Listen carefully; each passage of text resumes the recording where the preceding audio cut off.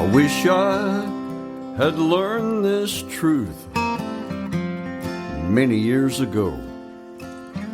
Be thankful for the days, good and bad. All right, welcome to another episode of Warrior vs. Zombie, and I'm here today with an amazing guest, Jason Powell. And I'll talk to you more about Jason in a second, but first I want to talk to those who may be joining us for the first time about Warrior vs. Zombie. So success is a journey, it's not a destination. As warriors, we all have a history of ups and downs, wins and losses that are all part of making us who we are up to this point and provide a foundation for our path forward. We all battle our inner zombie as well as those zombies in our world, and in each episode I interview a warrior who's an aspiring leader, and they're from all walks of life: entrepreneurs, artists, health practitioners, business owners, any inspired leader that has a story to tell. These warriors have a cause, they have unique value, and a vision that goes generations into the future, and today's guest is no exception. Jason Powell is an incredible warrior. He's a writer, a director, a coach, comedian, speaker, and a podcaster. His warrior journey began at age 9 in an all-female house. I can kind of relate to that, and we can chat about that. The year his mother remarried, he was diagnosed with dyslexia. I have a little ADD, so I can relate to that. He lost his grandmother and great-grandmother in about the time his mother remarried, and kind of left him unsupervised with his mom and stepdad traveling a lot and working long hours, and they moved around a lot. So he really had to fend for himself, and unsupervised and exposed to some bad influences. And he became somewhat in a place where he co-founded H.O.P.E, helping others with prevention education. Maybe we'll hear a little bit more about that in his story. He won the Governor's Cup for writing and directing a prevention commercial. He studied education in college in order to coach college football, and was blessed to find his way to Texas, where a friend gave him an opportunity to coach gymnastics that led him being a team coach. He then moved to Minnesota as a head coach for a large gymnastics gym, got married, and then bought the gym. Then zombies showed up big time, leading to divorce, 2 mental crises, and on the road to recovery, he started a comedy career doing stand-up. After getting remarried with 2 young children, he returned to coaching and helping those struggling with the zombie of depression through speaking on coaching, mentoring, and overcoming depression, and has recently launched a podcast, The Broken Joker. So with that, welcome, Jason Powell. How are you doing today in this very interesting environment?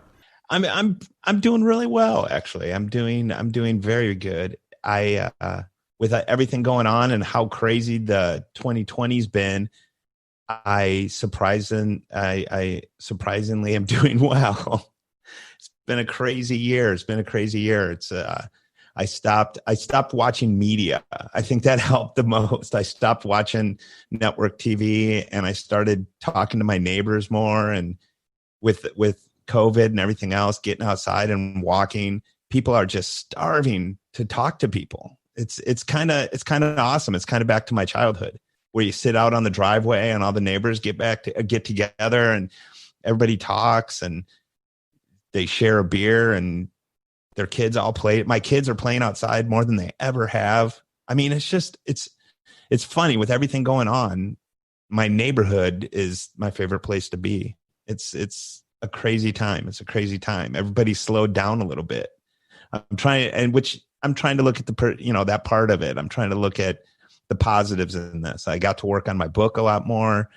I got to launch my podcast. I got to do all these things because of this other thing that's happening that people, I think, are taking advantage of in negative ways, but I did it in a positive way. So, well, I think that interestingly enough, and I know enough of your story and we know each other enough to, I understand that this isn't your first rodeo when it comes to life events that cause you to have to rethink what you were doing at any given point in time. And so that's what I'm actually finding as well, is I have 5 millennial children, and we've been through some stuff, but they weren't directly affected. And I think the younger generation, the millennials right now, are having a lot of trouble because, and I don't want to say they've all led sheltered lives, but they've all not had the opportunity to experience some of the stuff we're experiencing. This may be their first time, and they're like, okay, I don't like this. And so it can lead to a lot of disruption, whereas myself, we realize that the bigger the challenge, the bigger the opportunity. And that's the way most warriors look at these kinds of circumstances that we're in, right? It's not just something that's in the way, it's something that's really on the way. And all our job is just to figure out how to make it the best it can be. And so that's brilliant. I mean, I love to hear that. And frankly, it's very consistent. If you listen to other episodes of my podcast, other warriors that I've talked to, it's kind of the same thing. It's a consistent message that the warriors go, yeah, this kind of sucks, but this is how I'm getting around it. I have 5 kids scattered all over. One of the most beautiful things of this podcast, you talk about, being out with people, and I'm all about building community, and I've been doing that even more, and just like you, in different ways. But the other thing is, because we were scattered and the kids, we were all worried about each other, we started 3 times a week, we have a family check-in on Zoom. And our kids are now dedicated to that. So every Friday, which is today, this evening at 5:30, and every Sunday at 5:30, and every Tuesday at 5:30, we get together as a family, generally speaking, kind of like around the table or around the Zoom, and check in, see how everybody's doing. It usually lasts about an hour. And even though people are starting to get somewhat back to normal, we're still doing that every day. So it's a beautiful thing. That's been something that probably would have never happened the way it is manifested if this hadn't occurred. So yeah, that's great. So, any particular challenges? I noticed something at looking at you. You mentioned this, but you have a cast on your arm or a sling or something. Tell me, is that a recent challenge? I've had a lot of physical challenges this year. In April, right when they started the lockdowns and everything here in Texas, I was skateboarding, because what else would a 50-year-old man do than skateboard around the neighborhood? I mean, I've been skating my whole life, and I'm actually pretty proficient at it. And I just pushed off, and my Achilles snapped. And so I went flying off into the grass. And as I'm flying through the air, I'm even thinking in my head, I just tore my Achilles. So, and this is right when it amped up. So I called my wife, but I have 2 small children. I have a 6-year-old and an 8-year-old, 6 and 7 at the time. And they were already in bed, and we didn't have anybody to watch them. So I called my neighbor, who had just gone on really hardcore lockdown. And I'm like, man, I know you're quarantining, but I really need a ride to the hospital. And so him being the guy he is, he's like, I'll be right there. Like, he didn't even hesitate. I jumped in his big old truck, and he took me to the hospital, where nobody was there. It was empty. The emergency room was, because everybody was terrified of COVID. And it was like going to a restaurant almost. They're like, how can we help you, sir? Right this way. Let's go. I had a nurse check on me probably every 3 minutes and I was only there 15. He came in, he's like, yep, you tore your Achilles. And I ended up not doing surgery. I did stem cells, and they injected that, which, by the way, if you go through stem cells, bring something to bite down on, because that was one of the most painful things I've ever been through. And then I was coming out of that. It's about a 9-month recovery. I was on month 5, and I was at work, and I was spotting, and I felt a little twinge in my shoulder. And then, me being who I am, I went and worked out on Monday. I did a light bench press, and it just crunched. And I went back to my orthopedic, who I should get a frequent flyer discount because I'm there so much. But he's like, yeah, let's go get an MRI. And turned out I had 2 tears in my rotator cuff, and I had torn the bicep muscle away from my shoulder. And they had the pictures. The pictures were pretty gruesome. And the shoulder's 10 times worse than the Achilles. But I didn't let it get me down. I look at it as, it happened at the best possible time during COVID. If I'm going to be down, it might as well be when we're not allowed to go anywhere. Right. So it's been, the shoulder's been a lot harder than the Achilles, but I'm on week 3 of being in the brace, and it's a lot of pain. And luckily I'm used to physical pain. I've been an athlete my whole life, so I'm used to it, and it's almost through. I look at it like a car. If you break it, you got to fix it. So I just get it fixed, and whatever the amount of time is the amount of time it is. And it's hard because I can't type, so I can't work on my book as much. So I'm trying to find a personal assistant that can, I could just like the big writers, So it's been hard, but it puts everything in perspective. I have the health that matters. My heart's in a good place. My cholesterol's low. My blood pressure is good. So those are the things that really, really matter. This is just a temporary thing. So I'm happy for that. Well, as I said before we started this, and I did kind of know that a little bit of that answer there, but that was inspiring because looking at having a body part replaced here in the next few weeks, which I haven't had nearly the experiences that you've had. So I may be calling you and saying, so really, Jason, how did you deal with this? Because for me, it's a new experience, and contemplating getting a new joint is not a fun thing for me to think about. But anyway, okay, well, let's do this. I think we've had a decent check-in here, and I really want to come back. I want to give the audience time to hear your story. And as stories go, we may take a little bit more time in this one as we go into the second segment. So let's take a minute here and listen to a little bit of Ricky Jean Wright, and It's Not the Getting There, and we'll come back to hear the story of Jason Powell in Warrior versus Zombie. But the miles become the teacher while the student learns real slow, traveling blind most of the time.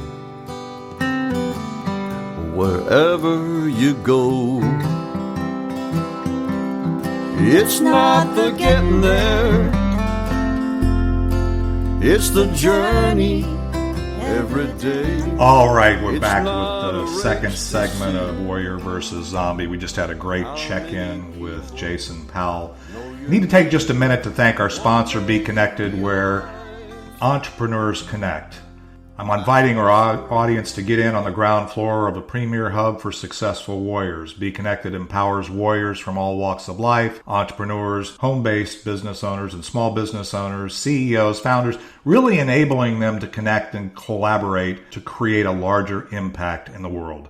Check us out now and learn how you can thrive as we move forward out of the pandemic at BeConnected.com. That's BeConnected.com, and use the special code MyVisionWarrior. So now we're back, and as promised, we're going to hear Jason's story. And so, Jason, take it away. Well, it really, I think everything started when I was young.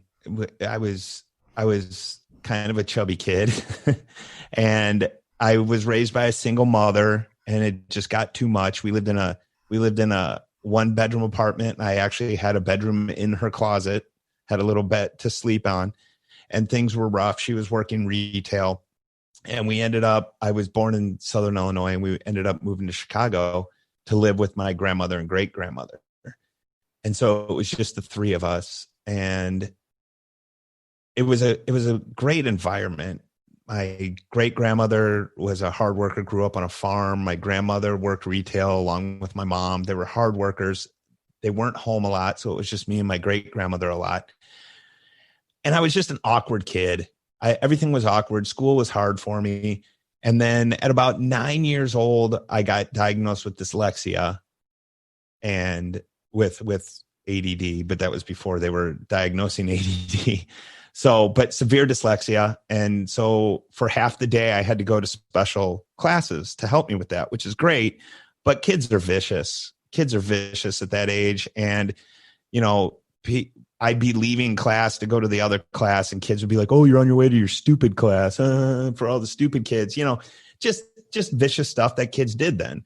I think I was fatty face, freckle pants until I was until I was about 7th grade.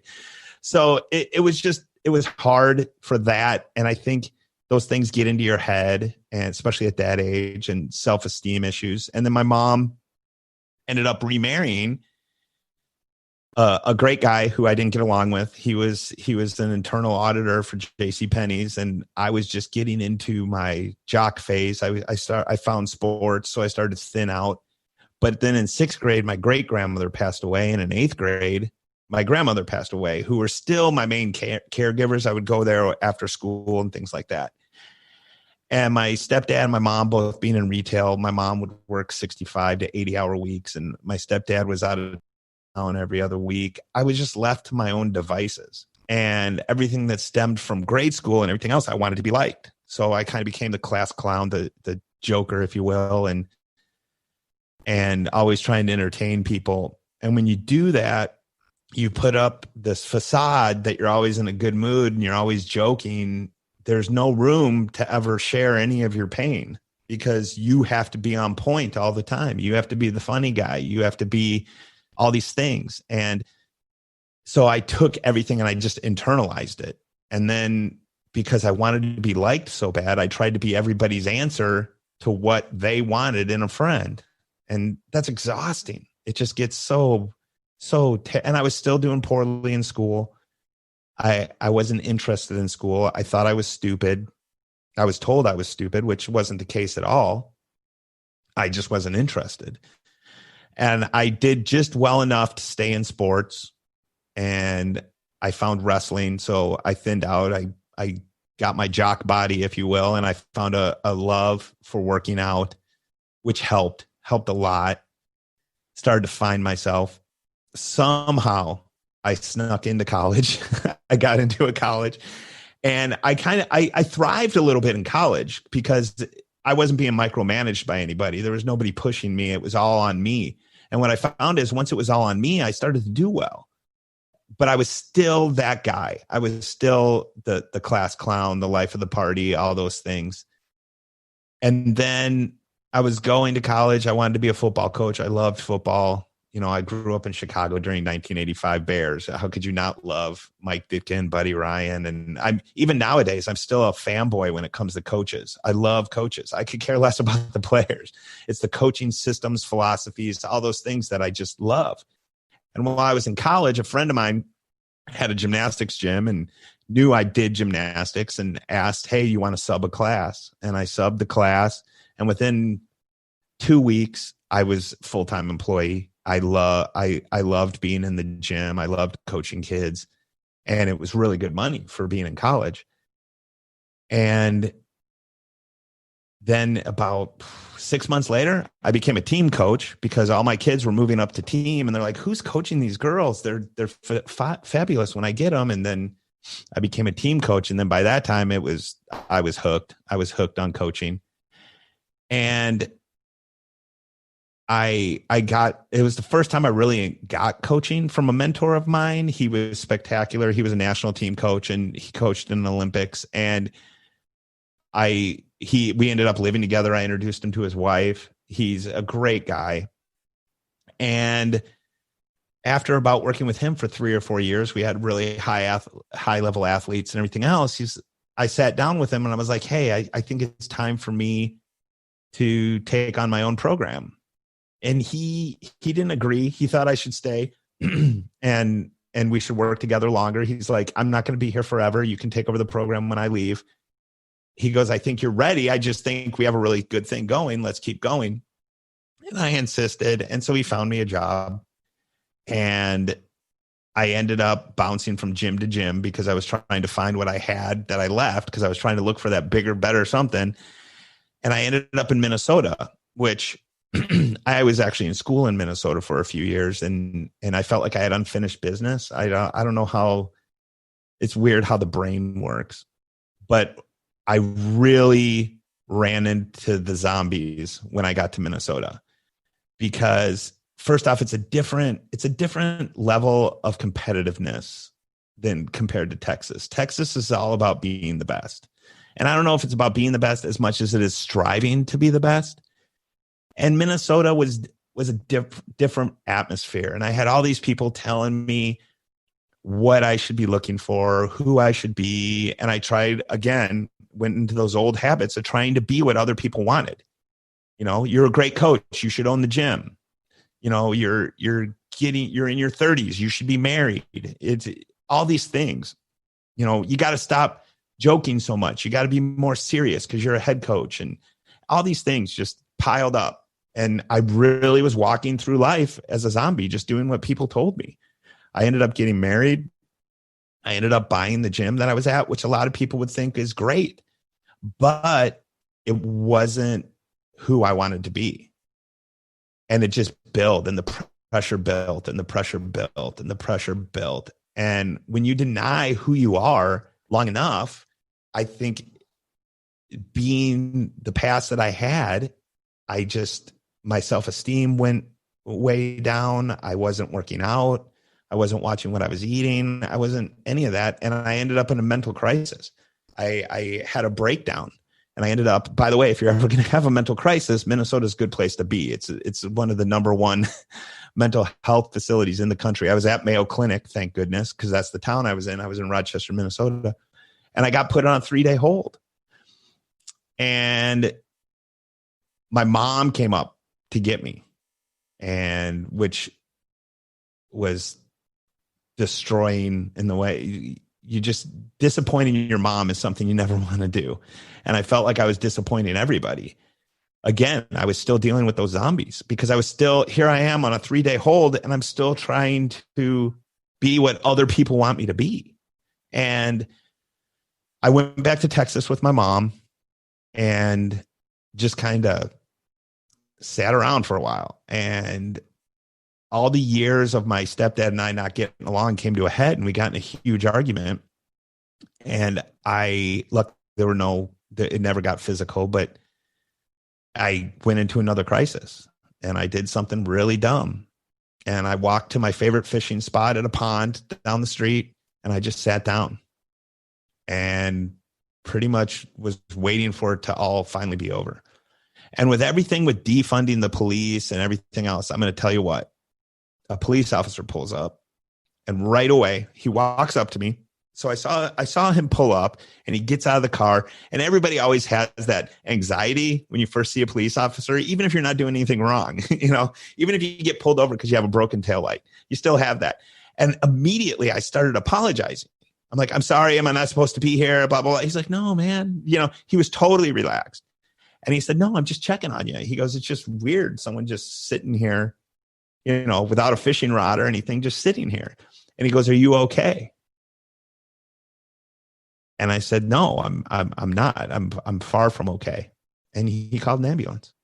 And the ambulance came, and they asked me what was going on. They're putting me in the ambulance. And I remember he asked me, what did I take? And when I told him, I remember this very clearly. He looked at the other ambulance driver and said, we don't have to hurry.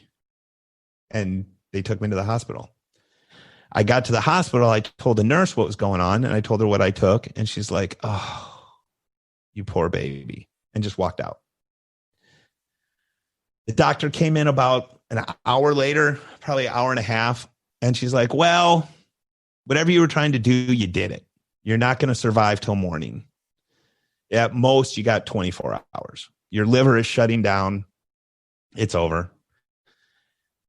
And I remember looking up and thinking the most terrible possible thing I could think, which was, wow, you finally did something right. And I just went to sleep. And then the next morning, I woke up, and the nurse comes in. And when the nurse came in, I'm like, oh, I think I'm going to be sick. And she gave me one of the little containers, and I got sick. And the doctor walks in about 10 minutes later and says, I can't explain it, but your liver has done a complete 180, and you're She goes, I don't know if you want to know this or not, but you're going to survive. And I remember thinking, what now? What do I do now? And of course, I got put on a 3-day hold. And after I got out of the three-day hold, I remembered the last time I felt like a warrior, which was when I was being mentored at my first coaching job. And so I called him and I said, what do I do? I'm a shell of anything that resembled anything I've ever been, if I've ever even been who I thought I was. I don't even know if that's happened. And he said, Jason, and at this point, I'm like, I'm too old to do anything. And he's like, well, how old are you? And I'm like, 35. And he goes, Jason, average life expectancy in this country is like, at the time, I think it was 72 years old. Now I think it's 78 years old. It's 78 years old or 72 years old. You have 30, whatever you want. And he goes, the first thing I'm going to tell you to do is stop living your life depending on what other people think. He goes, I know it's in you to not care. What do you want to do? And I said, I've always wanted to be on stage. I've always wanted to be a comic. And he said, you have 35 years. How long does it take to become a comic? And I'm like, I have no idea. He goes, I'm calling a friend. I'm going to get you back in the gym coaching. And he goes, and I want you to check in with me and tell me when you've done something to become a comic. And within a week, I got a job coaching. Within a week, I was at my first open mic. And all the people at my new gym that I worked with came to the open mic. And I got up on stage and I was terrible. I was horrendous. They thankfully were not that mean to me. They told me how awesome I was and how great it was. And then I started taking classes. And I found as I started living this life where money wasn't a concern anymore, I didn't worry about it. I didn't have any kids. I wasn't married. I didn't have a gym to worry about. I was as free as a 35-year-old male in America could be because I didn't have anything, which freed me up to be who I wanted to be. I got back in the gym working. I started watching what I ate. I started working out again, and I started writing comedy almost all day because I coached in the afternoons. So I'd wake up in the morning and I'd write, and I took classes, and I got to a point where I was doing 5 to 6 open mics a week, and I got good, or as good as I could be. And the bottom line is, each day, my only goal was to be better than I was yesterday. I don't have to be Sam Kinison or Eddie Murphy or anybody else. I just have to be a little bit better than I was yesterday. And this is what you got to know. This is where the real warrior comes into play. Once you accept this, sometimes you're going to fail at even that. Sometimes you're going to wake up and you're going to try your best and you're not going to be as good as you were yesterday. And all you got to do is go back to that goal the next morning. And again, we're going to try to be better than we were yesterday. And sometimes you don't make it. That's fine. And there's nothing wrong with that. Tomorrow, I'll accomplish what I need to accomplish. And I went through that, and it got to the point where I didn't even coach anymore. I actually did 3 years where all I was a stand-up comic. That's what it said on my W-2 form, stand-up comic. And I did some acting and some other things. And it was pretty cool. And then I reunited with an old flame from when I was a kid, and we ended up getting married, and we had children. And what I found is I'm a pretty positive person, and I try to be the new me. I really don't feel like I was really born until I was 35. That's when I became who I wanted to become. And it's a slow road. It's not like I woke up at 35 years old and said, bam, this is who I'm going to be. No, it took years. But I reconnected with the woman I'm now married with. We had children. And what I found is comedy is awesome. It's a lot of angels with broken wings, though. And I'm a pretty positive person. And performing at night and doing all that stuff got hectic with the kids at home. And my wife was always supportive. And I'm like, I think I'm close. I'm close to who I want to be. And I'm close to finding what my purpose is. I don't think it's comedy. And that's when I went into public speaking. And I'm like, I have this 25 years of high level coaching experience. And I think coaching is coaching. I think if you have the communication skills and if you can process your thought to make it relatable to other people, I think you can write, or you can read a book about a sport and you can coach it. You can read a book about business and you can become a good business coach. You just need to know the basics.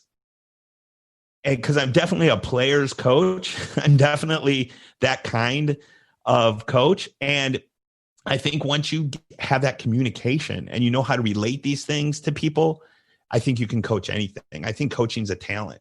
I think you can build upon it. I think you can get better at it. And when I started public speaking, that's when I was like, oh, this is what I was looking for. This is it. And then I started podcasting and I'm like, oh, this is where my talents are supposed to be. This is where it's supposed to be. And luckily, I have an unbelievable wife who's an audiologist and supports me in every way. So I'm coaching right now. I'm coaching again, and I love it. I'm coaching some high-level older girls, which I love because they're kind of kids that were lost in between the cracks, and some coaches might not have believed in them. And I'm the perfect guy for that. I always tell them, if you don't have enough belief in yourself, borrow some of mine because I have so much belief in you, so you can have a little bit. So that's kind of where I'm at. I think that public speaking and coaching and podcasting is actually my niche. So, wow. First of all, quite a journey. And I don't have to ask you about the zombies because they came right out in your story. So I really appreciate that. I know the audience does, and it's a fascinating journey. And there's so many takeaways, so many things that we can all benefit from that. I'm sure that anybody listening to this, Jason, is going to really, really be served by this. So first of all, thank you very much for sharing that story. I know it's your story, but it's still not always easy to be that authentic and that transformation, that transparent about what you're doing or what you've done. So let's do this. I'm going to take, I think we've kind of gotten to where we are today and the speaking and the podcasting and some of this stuff, but I really want to come back and hear about why you're doing what you're doing today, the unique value you think you bring to the party as you're doing that, and then if anything were possible, where we go with that. So with that, we'll come hear a little more of Ricky Jean Wright, and then we'll come back with Warrior versus Zombie and It's Jason not Powell. a race to see how many people know your name. One day you realize time was worth more than the gold.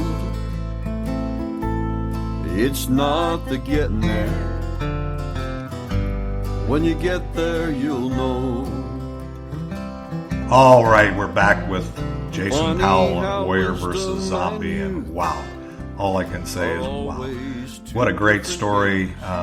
Jason, an amazing guest. Thank you very much for being so transparent and honest about your journey, and it was very inspiring to me just to hear it. So, and I'm sure that there are people in the audience that will. But now I want to talk a little bit about where you are, why you're continuing to do. You started to hint at that as we got to the end of your story, why you're doing what you're doing today, the value you see yourself uniquely being able to bring to your audience, to your clients, to the world around you, and then if anything were possible, where would we go from there?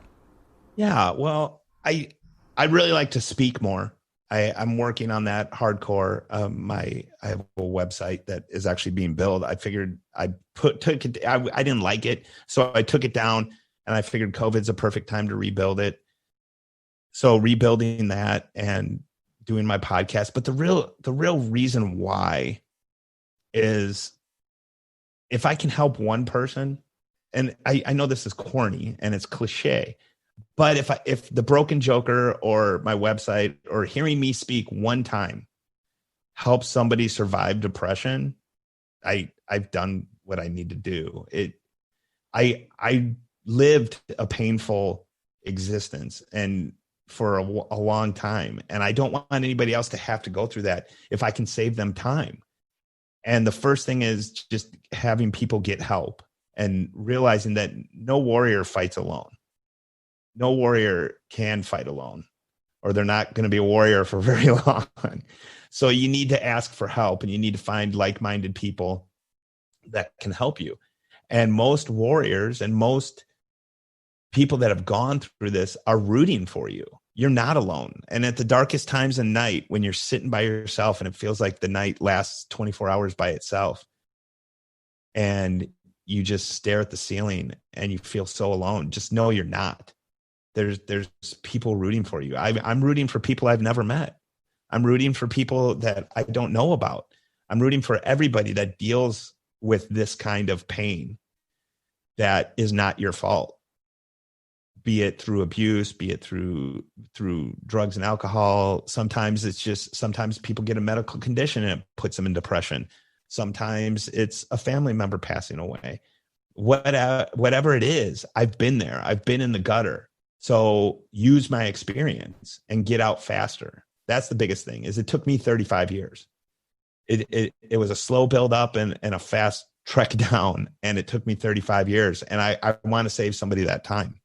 If I can help a 20-year-old get through it faster, and they can get on with that second life, the meaningful life, and get on that road to being a warrior faster, I've done what I need to do. Yeah, that's great. I mean, the thing is, by the way, it's not cliche, because my unique reason is to change the world one dream at a time. And I'm on a mission. So whether it's helping somebody get through depression, changing a life, that's really the way things are done, right? Some of these people, you think that the audience is millions of people, and when you speak, you're going to impact millions of people. But in actuality, it's each of them hearing your message one at a time, regardless of how you're delivering it, whether it's a podcast or a talk or just in a one-to-one interaction, right? And you're having that impact one life at a time, and that compounding, and then that person impacts the next person and the next person, because your message never dies. The fact is, once somebody internalizes it and connects with the next person and then continues to amplify, it amplifies your message. Like you said, the team aspect. Life is a team sport.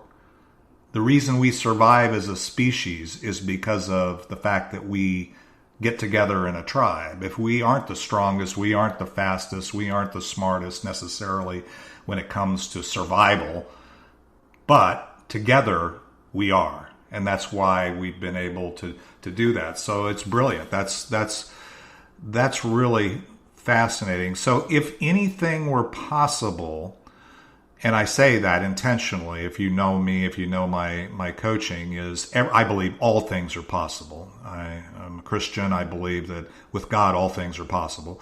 Therefore, we only tend to limit ourselves. But as a warrior, the things you've overcome, the zombies you've defeated already, if anything were possible, what would your ideal day look like? What would your impact be? I really think being keynote speaker in an auditorium full of and inspiring as many people as possible, is the dream. I used to think it was in comedy. I used to think it was, doing a stadium like Eddie Murphy or Sam Kinison or any of those comics. And it's not. I think coming from a more positive place, but I would love to be able to help that many people. Because really, if you have an auditorium full of 6,000 people, you're probably you're not reaching them all, but you might be reaching 3 or 4.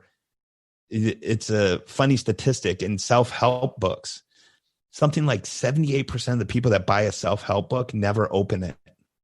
And it's right there. It's on the shelf. That might be the person that speaks to you. And all you got to do is open up that book, and people don't do it. And so that's really would be my perfect day, is get up, work out, brush my teeth, take a shower, and then head to the auditorium and speak to people and let them know that I've been there, and you don't have to go through it all. We can save some steps. and just help people be better than they were yesterday. I know it's kind of corny, but it's really what I feel. It's if I can save somebody one less year of pain that I went through, it's more than worth it. It's more than worth it, because it's a slow road back. And I want to get those people on that journey as fast as I can. And then we can take that slow journey together. Yeah, it's a beautiful thing. That's beautiful, really, Jason. I mean, the thing is, it is a numbers game, and you're right. I mean, people, I say it all the time. I bring speakers in every week to Richardson Plano Networkers with great stuff.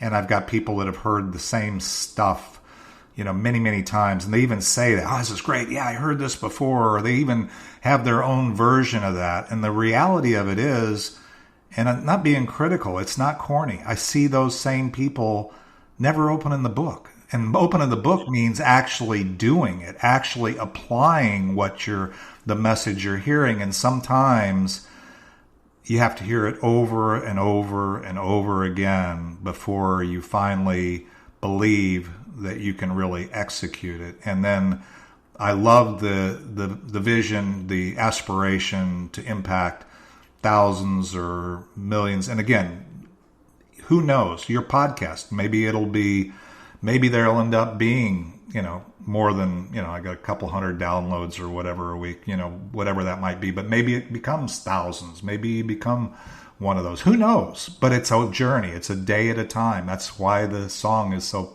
appropriate for this podcast. It's a journey every day. It's not the getting there. In fact, when you get there, you'll know, because it's not going to be, it's going to be at the end of this life. So anyway, so that's beautiful. Well, let's do this. we're going to take a quick break. And when we come back, you've given the audience so many powerful messages here.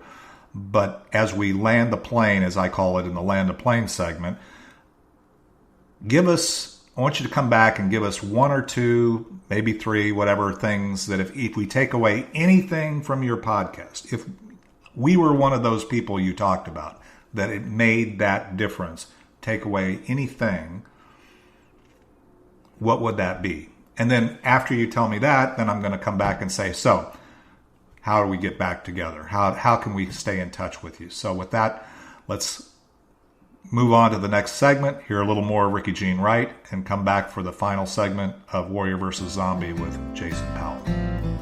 Funny how wisdom and youth are always two different games.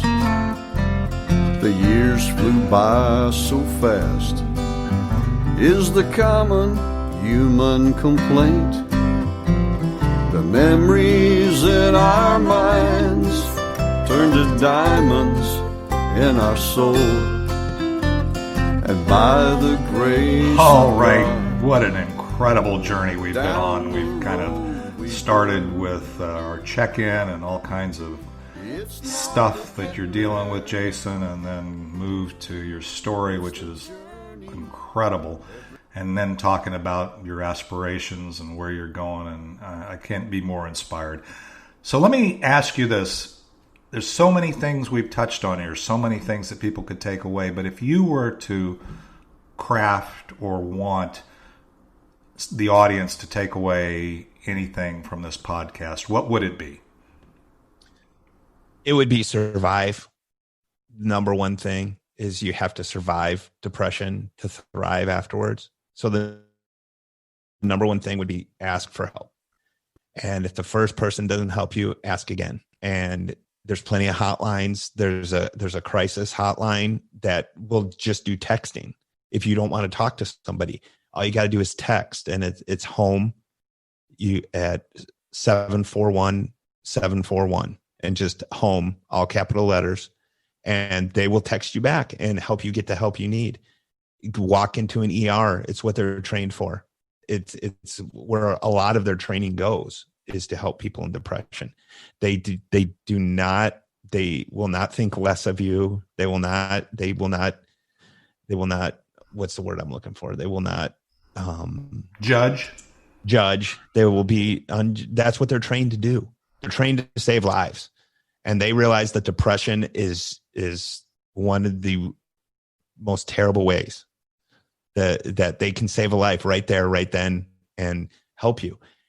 And that it's a long road. Even medications don't help right away.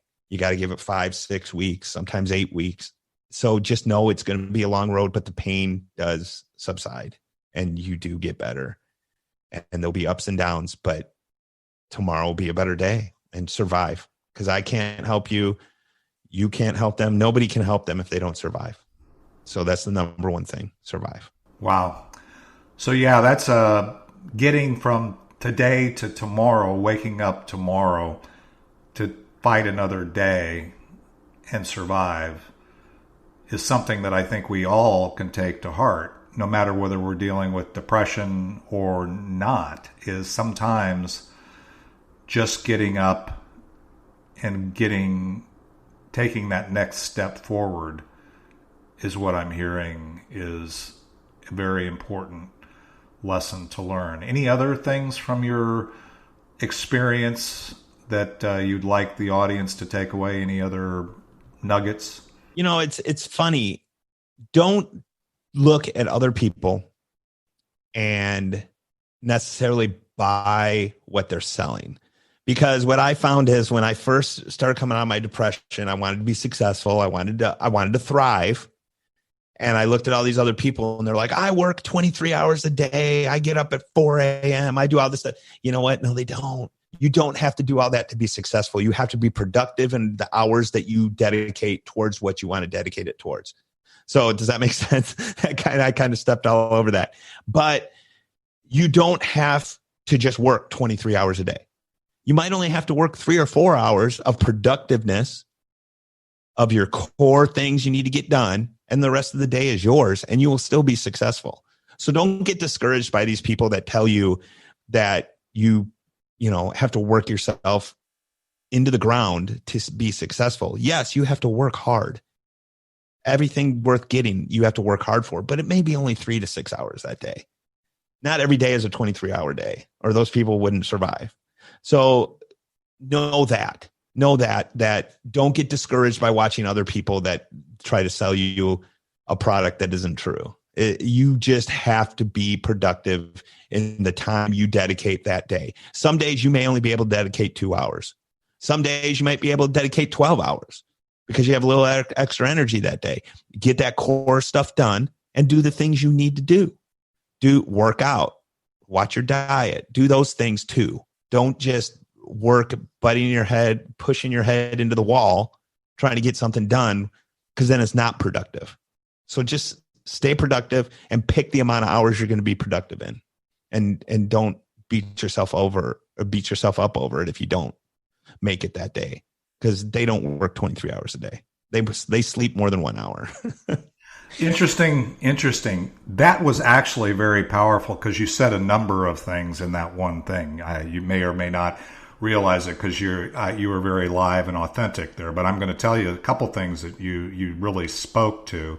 Was one is, in today's world, especially since we're spending a lot more time sitting in front of a computer or anything else, we're looking at curated content. If you've ever seen somebody build a building of a building that was recorded in time-lapse photography, that's what you're seeing, whether you're looking at somebody famous or even your neighbor when you're looking at things on social media. So you're looking at this stuff and you're thinking, look at all they're accomplishing in this short period of time, or look at the challenges they're not having, or look at the things that they're doing that I'm not doing. Well, guess what? That's what they call curated content, right? That's not real. And what you're talking about is real. And you're on your journey, bettering yourself, as you said earlier, from one day to the next. And that needs to be where you settle in. And it's, as I often say, yes, there's time for intensity, but the consistency is really what's going to make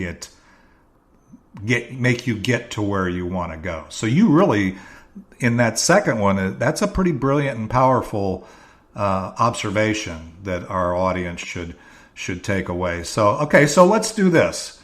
This has been an awesome podcast. I want to thank you just for sharing with the audience. I guarantee you that there's going to be lives changed and impacted because of what you've done here today. So I just know it. I can feel it.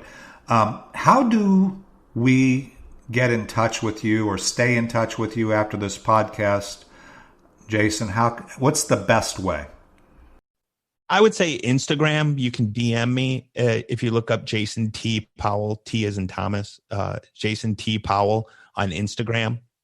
And then, of course, I have the Broken Joker podcast, which is on iTunes and Spotify. It's on all the major platforms if you want to hear more about the subject of depression and all that stuff. But Instagram's the best place. You can always DM me. I'll be more than happy to contact you back. It's Jason T. Powell.